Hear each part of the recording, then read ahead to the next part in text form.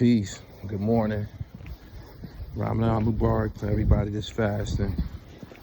Taking a quick walk to the store. I gotta grab something to drink right quick. But before I get started, I want y'all all to make sure you subscribe to the channel, man, and like this video, share it to your social media platforms. I gotta get on here and let it rip with y'all a little bit. I've been up all night doing some research on everything that's going on right now. A lot of the shit that's going on right now on YouTube and shit. I'm uncomfortable with it, and the reason why is I take my platform serious. My platform is predicated on hip hop, sports, and fashion. And as of lately, everything that's going down, that's lucrative to cover. And yes, I do this for money too, but money doesn't dominate my intentions. I really want to put out something dope and paramount that's gonna sustain, the test of time, that they'll still be watching 20 years from now. But everything that's going on right now is all like street shit, K-Flock going to jail, Yellow Beezy going to jail, Bricc Baby, Luce Cannon, Big U, all of them going to jail. Everything is jail and death and shit like that. And when I got the news about Yellow Beezy, and I'm gonna speak on that briefly on my live stream this morning. When I got the news about it, I'm like, man, damn, this shit is like almost overwhelming. You know what I'm saying? Because the negative shit, when it's a lot of negative content out, it just totally overshadows the original content. I got a dope piece out right now with a lot of information in it about the sporty thieves. And when all of this death and murder and incarceration come out, people don't watch that shit. People want this, I guess, this real life shit, real life death, real life incarceration. You know what I mean? It's a lot more graphic and shit like that. But anyway, that's what's dominating YouTube right now. The situation with everybody that went to jail about social media shit, I don't care. I don't care what happened to them niggas. As a matter of fact, I won't, jump to say I'm glad they're going to jail or nothing like that, but I didn't have a hand in it, and nobody black really had a hand in it. These niggas are going on white platforms and incriminating themselves and saying shit on their platforms that they would never let a black man get away with. They would never, if I ask any of the types of questions that Adam 22 and Vlad asks of a black man, he gonna say, yo, bro, you on some police shit, or nigga, you know what I'm saying? We fuck around, get threatened, interview over. It's gonna be some type of confrontation. They're gonna get confrontational with us. But they get on these platforms with these white guys and they just spill the beans. It's almost like a real life interrogation. Like, you niggas used to be being questioned by white men and telling all your motherfucking business. I was looking at some information last night, and in regards to the situation with the rolling 60's, with the exception of that murder that Big U was being tied to, Rashawn Williams, like 40%, 45% of the indictment is based around shit that was going on social media. Podcast interviews, Instagram posts, tweets. It's all shit that happened voluntarily. It's like these niggas want to be the super gangster, man. Since Queens Flip put them gang niggas on his couch that time, it just, once the rest of the gang world see, oh, gang members is telling their stories and they lit, like they becoming popular and shit like that. I'm a better gangster than him. I'm more gangster than him. Nah, this is how it went.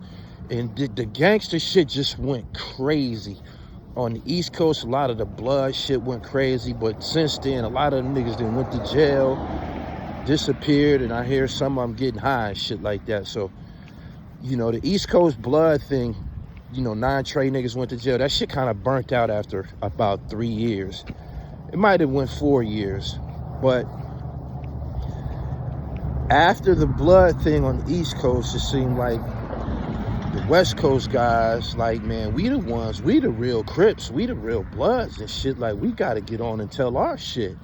And it was like they was in a hurry to out gangster niggas online. They wanted to be more gangster, more authentic, more graphic than niggas online and shit.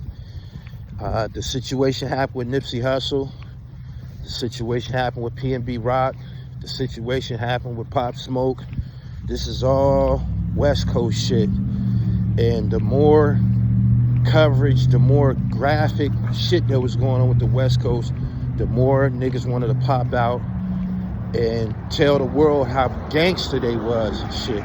Case in point, one of the most incriminating videos I seen is the one with Bricc Baby screaming, "And I got more bodies than you on hood," and shit like that. Like, this is unfucking believable.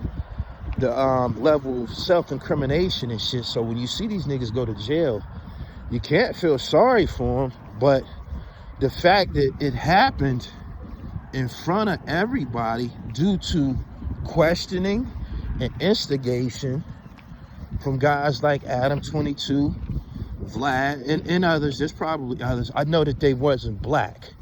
You know what I'm saying? Like, black men know not to say certain shit, not to act certain shit. We already know what time it is, because you can get a confrontation, and these niggas know better than to put their hands on any of these white guys.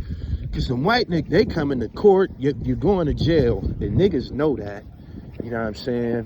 Whereas black men seem to be held to a standard that if you involve law enforcement on any level, you know, you'll snitch and shit like that.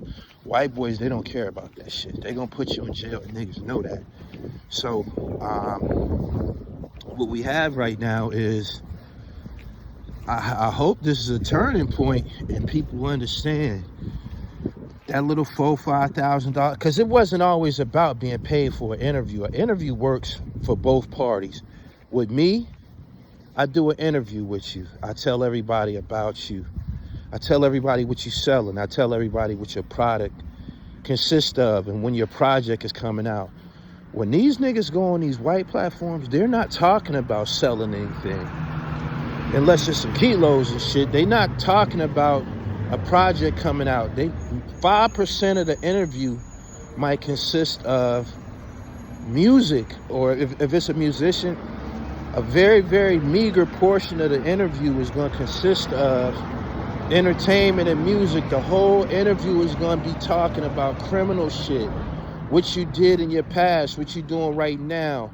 And they go as far as they will ask you about somebody else's criminal activity. That's something else that's become prevalent. Getting a guest on your platform and asking them about somebody else. This is all types of shit that I don't engage in.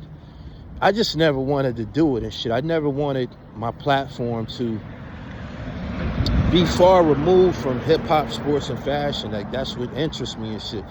Everything else that's going on, I don't care about the money to the point that I will destroy what I created and shit. I started out as a DVD. And yeah, in the DVD era, niggas would pull out guns on DVDs sometimes and shit like that, but niggas was talking about when they mixtape coming out or when their next project is coming out and you know, where they from and shit like that. Right now, the way shit is right now, the most popular podcast, YouTube channel, content creator, the most popular content is something that's criminal based, or something about killing or incarceration and shit. And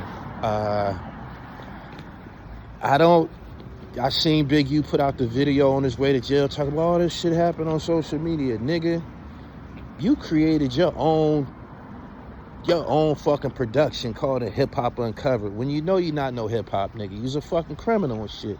You essentially was moving like Sam Christian from the Black Mafia.